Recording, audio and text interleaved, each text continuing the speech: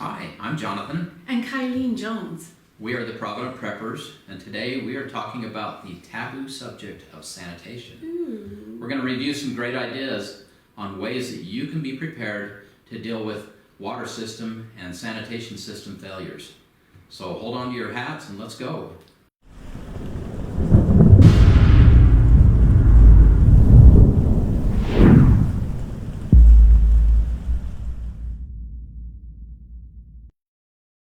For many years, we have taught classes and published articles on emergency preparedness topics, including sanitation. You make us sound really geeky. Well, we are. A bit. So just enjoy it. Or sit back, enjoy, and you get to listen to our class today for free.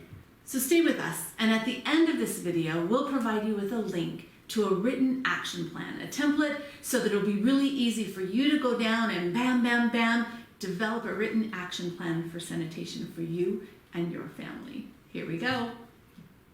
Today we are talking about sanitation when infrastructure fails. Something that we probably don't like to think about much, especially when you look at this picture, but something that we really need to think about from the standpoint of preparedness. Think about the Haiti earthquake and how many were left homeless. Millions were left homeless. There were 7,000 people killed and 531,000 people that were sickened with cholera, all because they didn't have sufficient water or sanitation processes in place. That's a lot of really sick people. Inadequate sanitation, poor hygiene practice, and contaminated and insufficient water supplies are the leading cause of illness and death in disasters. And I think if you look at history, this is true. There are certain number of people that are killed and injured in the initial disaster, and then substantially more than that generally who suffer illness and death because of these kinds of things that just aren't in place and don't help keep the people healthy. So today we are really going to understand what we can do so disasters don't stink, right? Because the odors and nasty stuff in disasters are horrible. But depending on what we do to prepare and how we choose to conduct ourselves, we can make a lot of changes so that they're not as bad. Now, disasters really do stink, and people stink. These are our boys, and yeah, they stink, and it's not even a disaster.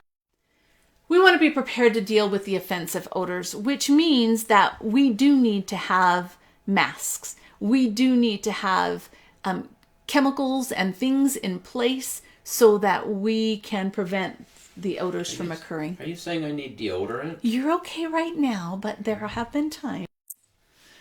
All right, we want to be as clean as the situation allows. This is our little guy, and in this picture he was 2, and quite frankly, sometimes that was as clean as his little situation could allow. But that being said, really we need to be clean. We want to practice exceptionally good hand washing techniques. This is a hand washing station in our kitchen sink that we set up when we're practicing, that we would use in a real scenario. And the thing about it, the water is in the container. There's a spigot to control the flow, and then all the water is captured in that orange bucket underneath. When water is limited, we want to make sure it becomes very valuable, right? And we want to make sure that we use it as carefully as we can. So this water, all it's got in it is some mild soap and some dirt from our hands, and it will be used to flush the toilet if we have the ability to do that, or to have the first stage of laundry, when the first wash in the laundry, or to water plants or something like that. You want to make sure that you brush your teeth, wash your face, shower or bathe, wear clean clothing, and change bedding. This all might seem a little bit elementary, but even when really bad things happen, we need to maintain that structure and be clean. Low water showers is another way that we can keep ourselves and our environment clean. We can take sponge baths. We can use baby wipes. The gravity solar shower there is an excellent tool. You can fill that with water and put it out in the sun, and in a couple of hours it's at least reasonably warm. And I love hot showers. Oh, I love hot showers. Absolutely. The outlet on it is not particularly strong. It doesn't have a lot of pressure, but it at least creates the shower situation so that you can rinse and get clean. So, for instance, for me, I have long hair, which means that this solar shower will not wash all of the shampoo and conditioner out of my hair. So I have to make sure that I understand that and that I have a backup for that. But as far as cleaning your body, it does a fabulous job. As does the pressure tank washer there. You could paint that black as well and stick it in the sun, absorb that warmth, and at least have a reasonably warm shower. It's not like your shower at home, but it would certainly be better than nothing. Yeah, and they have commercially available pressure tank showers that are much better than this little thing that we picked up at the hardware store. So you might want to look into those. These are our cute little ladies. And we want to talk a little bit about sanitation for the little ones. So go to the Provident Prepper emergency sanitation for our little loved ones. And we have a post there that has a lot of specific recommendations for preparing for sanitation needs of these little guys. But lots and lots and lots of baby wipes. Like I said, you can purchase them at Costco or Sam's Club by the case, and they will store for a really long time, and they're good for adults to bathe with, as well as all these needs that the children have. Disposable diapers, always stock at least one size ahead to make sure that you don't get caught without them. We store cloth diapers, the pins, and the plastic pants, because although we don't have small children in our home anymore, we do have grandchildren, and we have neighbors, and we have lots of little friends who we want to make sure are well taken care of. So baby safe soaps and shampoos is the other thing on our list that you need to make sure that you have. Okay, obviously first aid is very, very important. We have to be able to care for those who are sick or injured. This includes having appropriate supplies on hand. For most kinds of injuries, water and mild soap is generally the best. We do obviously want to make sure that we clean those wounds well and that we sanitize them to prevent infection, and so we will want to have things like alcohol and betadine and hydrogen peroxide, the antiseptic sprays, and then a huge variety of Band-Aids and bandages. These are critically important, and we have to have more than you ever think you might need. So have a well-stocked first aid kit. Clean environment. We talked about this a little bit, but we want to reduce the spread of disease by keeping clean, which means that although you may not want to be a maid all the time, this is the time when you really need to get a little bit persnickety about cleanliness. We want to disinfect. Make sure that you have the products that you need to disinfect surfaces, dishes and utensils, clothing, and bedding. Calcium hypochlorite is something that we highly recommend every household has for a variety of reasons. Google the Provident Prepper disinfecting water using calcium hypochlorite to learn a little bit more and to have some detailed instructions. But for our purposes today, you can take this 1 pound bag of calcium hypochlorite and it will disinfect up to 10,000 gallons of water, and it costs less than $10 for this bag. What you do is you take it and you make a stock solution, which is similar to the chlorine bleach, the Clorox, that you buy at the market. The problem with the Clorox is that it has a 6-month shelf life. And so as time passes, the chlorine gets weaker and weaker and weaker and doesn't do the job to kill the bad bugs. And especially at this point, we want to make sure that what it's doing is its intended purpose, which is to kill the bugs. So you just make a 5-cent stock solution. This is the table that we use. You take 1 teaspoon of dry calcium hypochlorite and you put it in a 1.5 cups of water and you mix it up. It doesn't dissolve really quickly, so it takes a little while. But then you can use that stock solution to disinfect surfaces, to disinfect water, just the way that you would with the chlorine bleach. So you would take a little bit of it and dilute it and put it in a spray bottle to spray surfaces, or a little bit in some water to sanitize your dishes, things like that.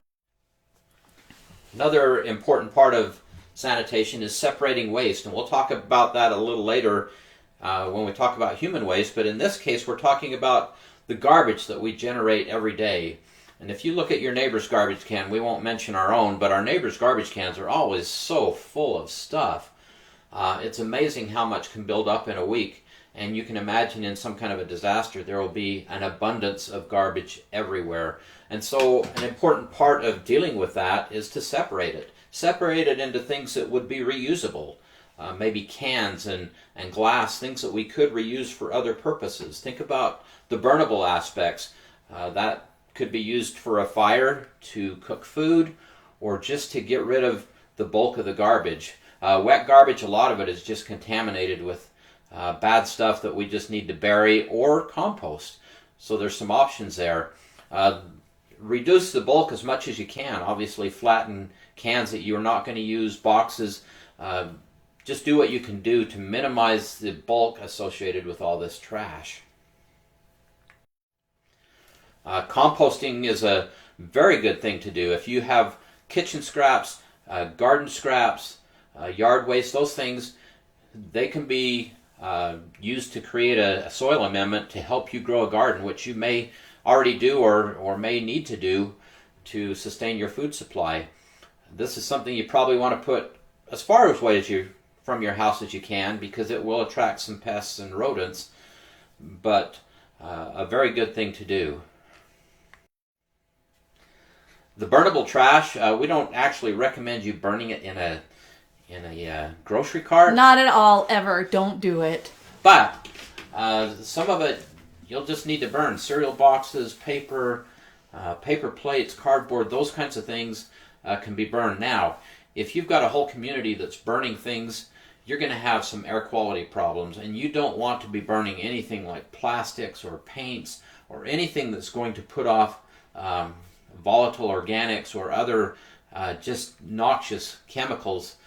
These do cause serious problems for our environment and for the human environment, especially for those who have problems with their lungs and such conditions. So just use great caution. One of the things that we do in our food storage, instead of storing styrofoam plates, we store paper plates, the real paper plates, because they are burnable. And so we understand that we're preparing, if we need to use those in a disaster scenario, then we also have a fuel source instead of just a wasted source and something that piles up, making a problem. Very good point. Human waste, important things you should know. This is the part where our video gets a little bit censored. So if you're a little bit squeamish or shy, you're just in trouble because you need to know this stuff. So this is a picture of an outhouse that is at a campground where we love to go every year. We have a family reunion and it is just a fabulous place. But it stinks to high heaven and I hate using that outhouse. So one of the things that we want to do is we want to plan. Remember how disasters stink? We want to plan so that you don't have to deal with that smell all the time. So plan ahead.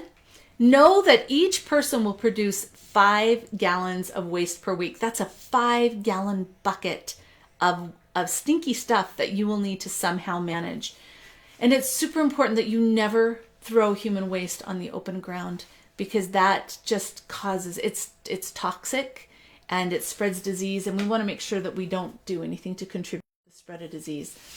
We need to make sure we have basic sanitation supplies, which includes toilet paper, feminine products, soap and disinfectants, plastic buckets, a whole bunch of different plastic buckets, right? They have such good uses. Make sure that you have lids for some of them in case you need to store some of the waste, but they're great for hauling and all kinds of stuff. Garbage bags, quality garbage bags. Don't skimp here. And you need a whole variety of size, from the little kitchen bags to the big lawn size bags. And gloves. We want lots of different Critically kinds. important. Yeah. Talk about your gloves. Gloves are, there's a whole variety of gloves that you want in here. You want everything from heavy working gloves to first aid gloves, the vinyl or the nitrile gloves. But a variety of gloves to help protect your hands from wear and from work, and to keep things sanitized, both for ourselves and those who we may be assisting. Good point. And duct tape, we always recommend duct tape for a whole variety of reasons. Just remember that duct tape does go bad after a while, especially if it's in a heated situation. It gets gooey and gummy and yucky, so just rotate it. Make sure you have good fresh duct tape, because it is a very good tool. And a shovel is very, very important to be able to, especially to be able to bury waste and things. Just have some good tools on hand. This isn't a complete list by any means, but it's certainly a place to get started.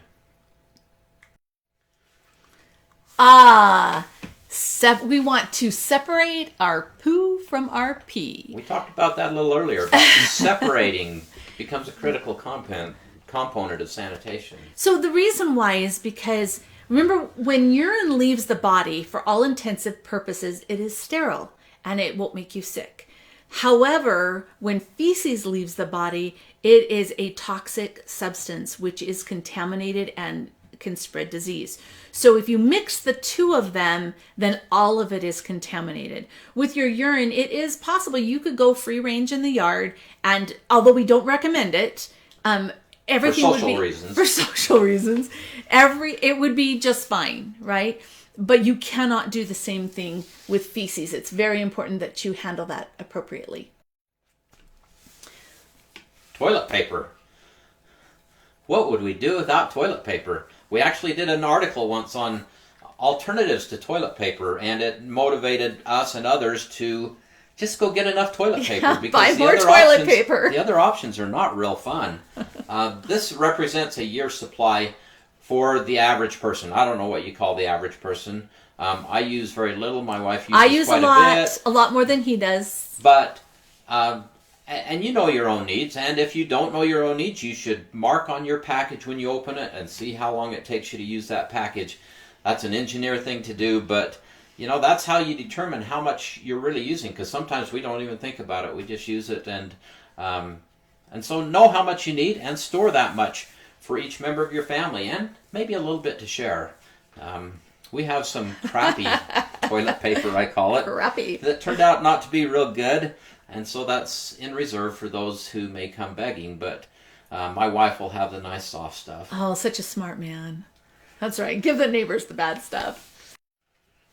So this is something that Jonathan created. This is actually in our master bathroom. We have a little toilet closet. So it's just got the toilet in it and nothing else. This is hidden away. So what he did is right over this doorway, he put a 12-inch shelf. And on top of this shelf, we have stored enough toilet paper for 4 people for 1 year, along with feminine products.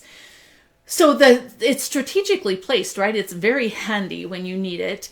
In the event of an earthquake or something like that, it's not going to hurt you when it falls down, because it's very lightweight and it's up on a high shelf. You want to be careful with the high shelves, never to put anything heavy. Well, we of course live in earthquake country, so we're always a little bit concerned about that. But this is a fantastic way to be able to find a place to store that toilet paper, which is big and bulky, and yet nobody can see this. Nobody who comes to our home knows that it's there. Reusable toilet paper. Now I know that sounds really gross, right? Yeah, but think about it. Your regular toilet paper runs out, and what are you going to do? Well, the corn cobs and the pebbles and all the other stuff that was in that article we wrote is not anything that I am excited to try.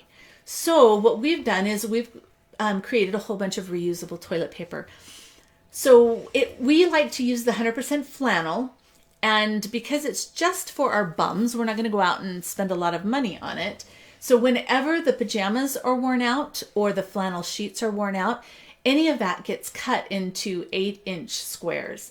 And then these wash up. There are people who do a great job of finishing the edges and all kinds of things like that. For me, I have decided that that's not the best use of my time, but this could be very valuable. They fit fairly well into the square ice cream buckets, so that's a good way for us to store them. The other way that we store them is in gallon Ziploc bags. This is a bidet. This is actually our bathroom that we were talking about, our master bath. And our son travels a lot, and he has fallen in love with the bidet. And for Jonathan's birthday, he purchased a bidet for our toilet, and they installed it. It didn't take very long to install it. How long did it take? Probably 15 minutes. Yeah, so they're not very expensive. Didn't take very long to install. And then it just sat there because, bidets are something that people in Europe use, and not usually us. But we've learned to really appreciate it. So our little 12-year-old son, he was really excited about it. He wanted to see what it was like and how it worked. And so I held up a little rag in front of it, and I turned it on so he could see the water squirt, and said, are you sure you want to try this? Yeah, I want to try it. So I left the bathroom and let him in there so that he could have a little bit of privacy. And all of a sudden I hear this, oh, from our 12-year boy. And it really is a good thing. I didn't use it. It was on our toilet for a good year, and I still hadn't used it until I got sick and I had a really sore bum and I didn't want to use toilet paper. And so I tried it, and I have actually really come to greatly appreciate it. It significantly reduces the amount of toilet paper that we use because all you're doing is patting dry, and it increases the cleanliness. But if you look to the right-hand side of the toilet there on that little rack, we have a place for our spare toilet paper rolls, but those white things in there, those are actually reusable toilet paper. And the basket below is where the dirty ones go. So this is just a picture of how the bidet sprays, because I know you're all wondering that. These are portable bidets or cleansing bottles. So a really good thing for your evacuation kits, your survival kits, because this bottle can just be put in there and filled with water, and then you can use it to cleanse yourself.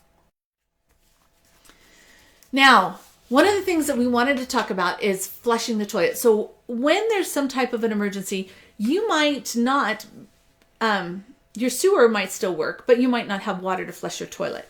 That's when that water that we were capturing for in the hand washing station could come in really handy, because you can flush a toilet simply by pouring water into it, and it will just flush itself. But that's assuming that your sewer system is still intact, and that what you're putting down it is going to go far away to the nice place where it needs to go. Okay, so we want to make sure that we mention that. This is a permanent porta potty.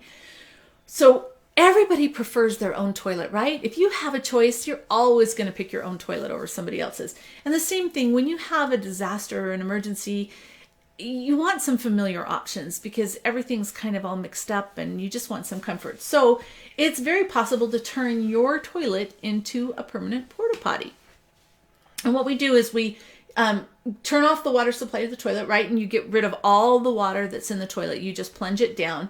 And then you lift up the seat and you put a bag over the toilet. And then you tape that bag with using duct tape so that nothing accidentally spills in there that needs to be cleaned up or whatever. And then you just use the toilet like this. Every time it's used, you can add a little bit of whatever you choose to. Dirt is, for me, it seems like really heavy. But sawdust, kitty litter, there are things like poo powder and biogel. You could use a wag bag in here. Or you could add disinfectant every time. You never know what you're going to have in an emergency situation. So you just got to make the best of what you can.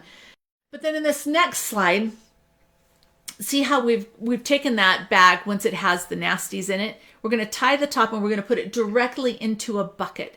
By doing that, we make sure that we're not going to have any accidental spills as we remove it from the house. That's a really, really good point. You don't want that stuff dropped in your home or that bag to break on the way outside.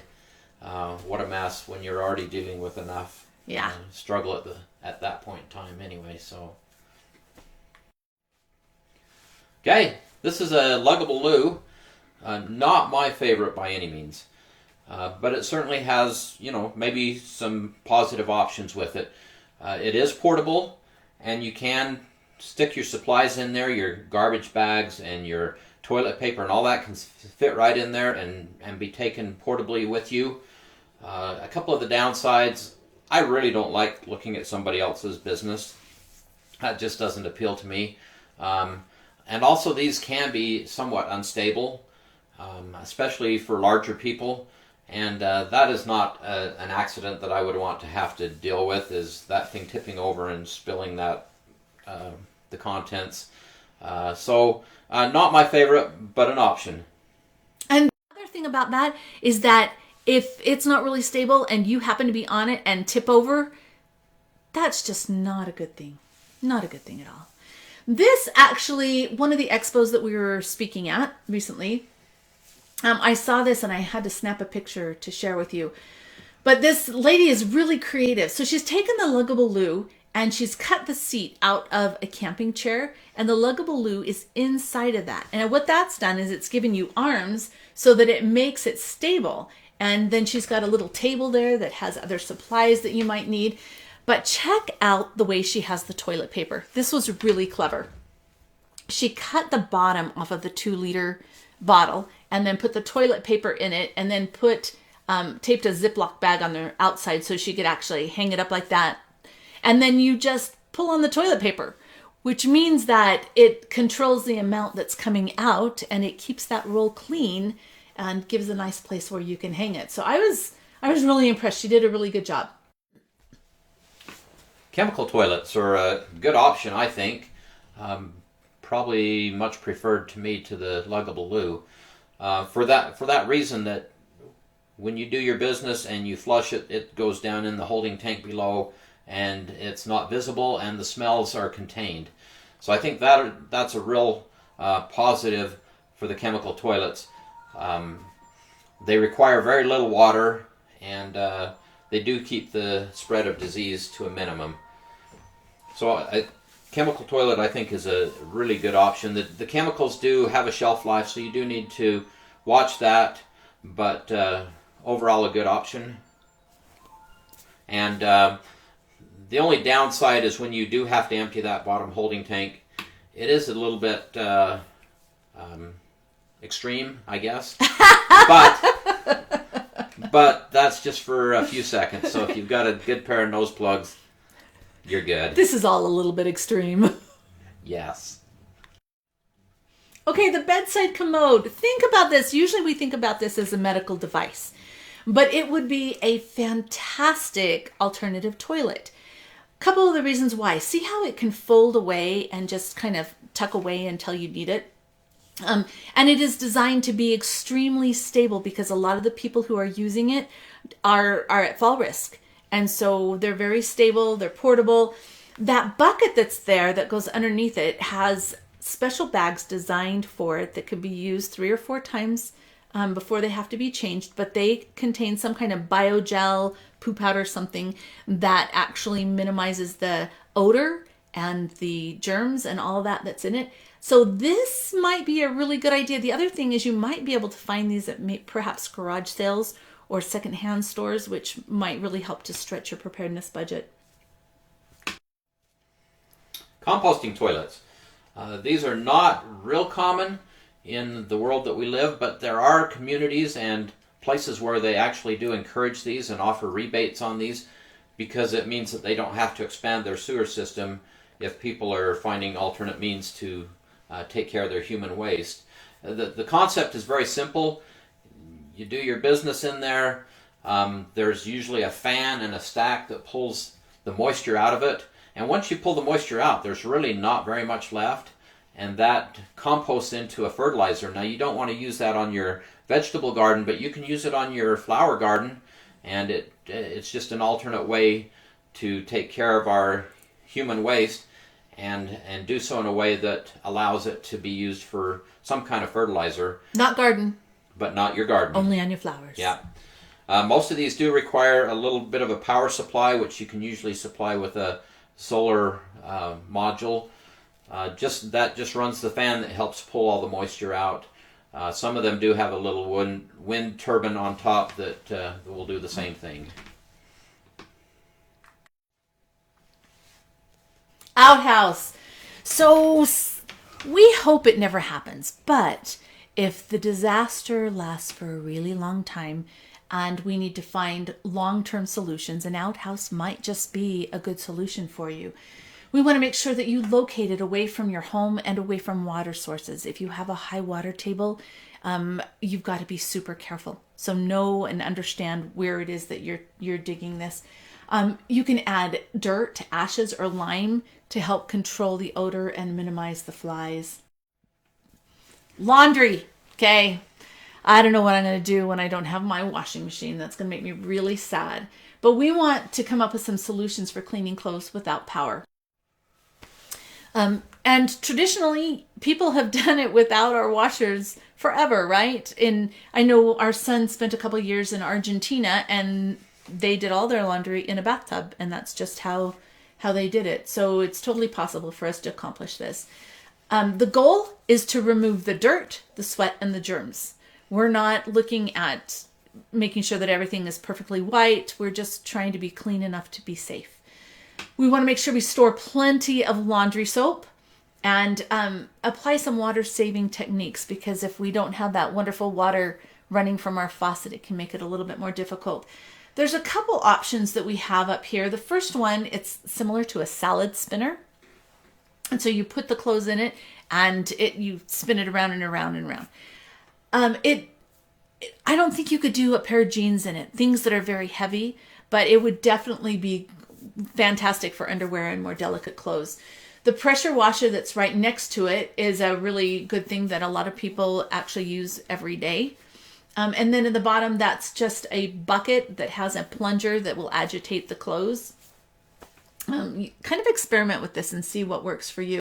But then when it comes to drying the clothes, think ahead and make sure you have the supplies that you need. Because you can do all kinds of different alternative things. When we go camping, we always just have a clothesline and we put it between a couple trees. In our home right now, we have a really nice permanent one because it's something that I use very frequently. So make sure that you have the supplies that you need and understand how to do it.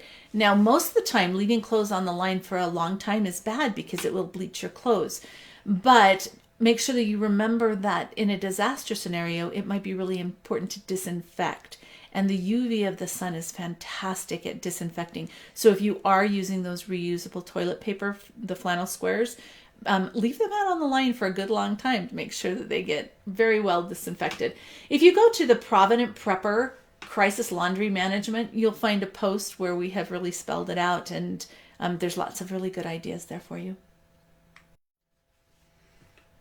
Hey, pest control, very, very important.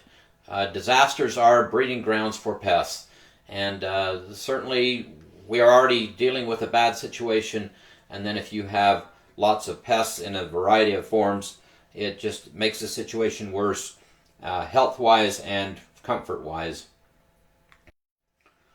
Insect control, you want to keep your area free from garbage. If there's a time to keep things clean and tidy, this is it.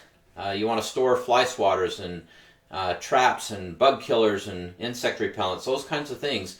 A lot of those I don't typically like to use a lot. Well, I love the fly swatter. But having these things handy will really help in managing the situation.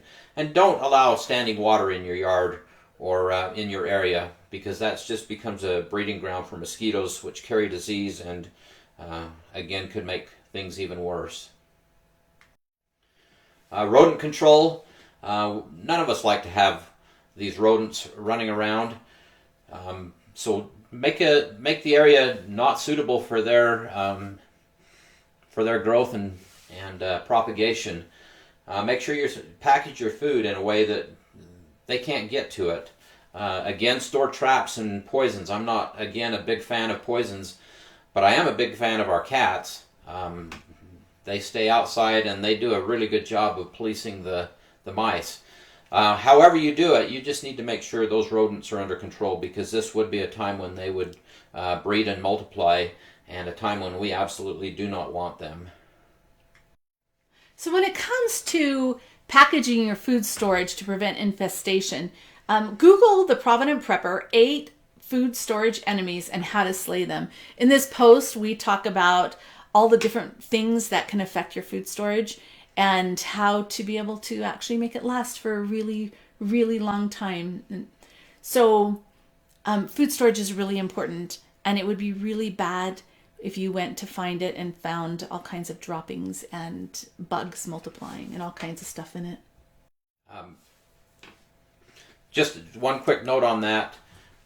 There the Mylar bags that some people store food in, they are not immune from having mice eat through them. So you want to make sure that you store your foods in something a little heavier than the Mylar bags. Or with the Mylar bags, we have some in Mylar bags, and that's how we know the mice eat through them. But if you put the Mylar bags into a bucket, into a plastic bucket, and seal it, then you're pretty much covered. Then you're good. Okay, let's take just a moment and talk about Sanitation Action Plan. If you go to the Provident Prepper, prepping for basic emergency sanitation, there's some really good information for you there. You can also go to the Provident Prepper Sanitation Action Plan. Now, if we have all this knowledge and we talk about all these things and we get motivated but we don't have a plan, it's probably going to be pretty much wasted. Life is busy and life and time goes on, and if we don't have an action plan, we're probably not going to get there. So we encourage you to create your action plan and set some goals. Make them reasonable goals, but goals just the same. So get some help on this. You can use our action plan templates, or you can create your own, but one way or another, create a plan and set some goals. Get busy, get to work. We would love for you to help us spread the word, because we really believe if our community is not prepared, that we're not prepared. So follow us on Facebook, share with your friends, visit the providentprepper.org and learn more about how to get prepared. As Kylene mentioned, we are not prepared if our community isn't prepared. And sometimes we like to think that we could isolate ourselves and just survive on our own, but that's not really the healthy way to do it. And our neighbors in our community need to be prepared as well, so that we can all manage this together. And we are not going to withhold our substance from others. That's just not who we are. And we seriously encourage everyone to help out in this process of getting prepared and to share with your neighbors. Great job. You stayed with us to the end. And now it's time to work on that action plan for your emergency sanitation for your family. Look below in the show notes and you will find a link to our website, theprovidentprepper.org, and a template for an emergency sanitation plan. Because knowledge is power, and it truly is. If you will follow through with this, you will have a peace of mind that comes with that. If you liked our presentation, we'd really appreciate it if you would share it with your friends, because unless we're all prepared, none of us are prepared. Excellent point. And now for the question of the day. What is the biggest obstacle you see in preparing and following through with your action plan? And do you have any good tips and sanitation things that you've learned along the way that you'd like to share with our audience? Comment below. Absolutely. Thank you. Thanks for being part of the solution.